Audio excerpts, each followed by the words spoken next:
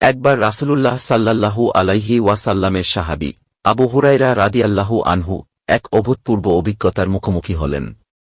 তিনি একদিন রাসূলুল্লাহ সাল্লাল্লাহু আলাইহি ওয়াসাল্লামের নির্দেশে জাকাতের মালামাল পাহারা দিচ্ছিলেন। রাতের বেলা একজন চোর এসে জাকাতের মাল চুরি করার চেষ্টা করছিল। আবু হুরায়রা রাদিয়াল্লাহু আনহু তাকে ধরে ফেললেন এবং বললেন, আমি তোমাকে রাসূলুল্লাহ সাল্লাল্লাহু আলাইহি ওয়াসাল্লামের কাছে নিয়ে যাব।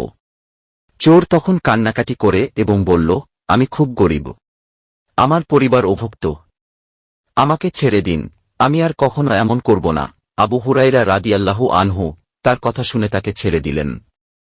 পরের দিন সকালে আবু হুরায়রা রাদিয়াল্লাহু আনহু রাসূলুল্লাহ সাল্লাল্লাহু আলাইহি ওয়াসাল্লামের কাছে ঘটনা বললেন। রাসূলুল্লাহ সাল্লাল্লাহু আলাইহি ওয়াসাল্লাম বললেন, সে মিথ্যা বলছে, সে আবার আসবে।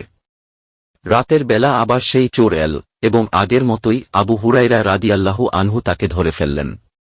চোর আবারও ক্ষমা চাইল এবং গরিবের কথা বলে কান্নাকাটি করল। আবু হুরায়রা রাদিয়াল্লাহু আনহু আবারও তাকে ছেড়ে দিলেন। পরের দিন সকালে আবু হুরায়রা রাদিয়াল্লাহু আনহু আবারও রাসূলুল্লাহ সাল্লাল্লাহু আলাইহি ওয়াসাল্লামের কাছে ঘটনাটি বললেন। রাসূলুল্লাহ সাল্লাল্লাহু আলাইহি ওয়াসাল্লাম বললেন, সে মিথ্যা বলছে, সে আবার আসবে। তৃতীয় রাতে চোর আবারও এল এবং এবার আবু হুরায়রা রাদিয়াল্লাহু আনহু তাকে ধরে রাসূলুল্লাহ সাল্লাল্লাহু আলাইহি ওয়াসাল্লামের কাছে নিয়ে যাওয়ার সিদ্ধান্ত নিলেন। তখন চোর বলল, আমি যদি আপনাকে এমন একটি জিনিস শিখাই যা আপনার কাজে লাগবে, আপনি কি আমাকে ছেড়ে দেবেন?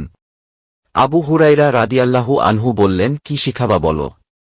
চোর বলল, রাতের বেলা যখন আপনি ঘুমাতে যাবেন আয়াতুল কুরসি পড়ে নিদ্রা যাবেন।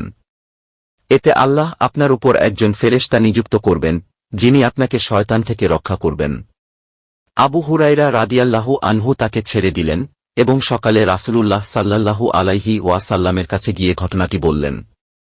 রাসূলুল্লাহ সাল্লাল্লাহু আলাইহি ওয়াসাল্লাম বললেন, তোমার সেই চোর এবার সত্য বলেছে, কিন্তু সে আসলে একজন শয়তান ছিল।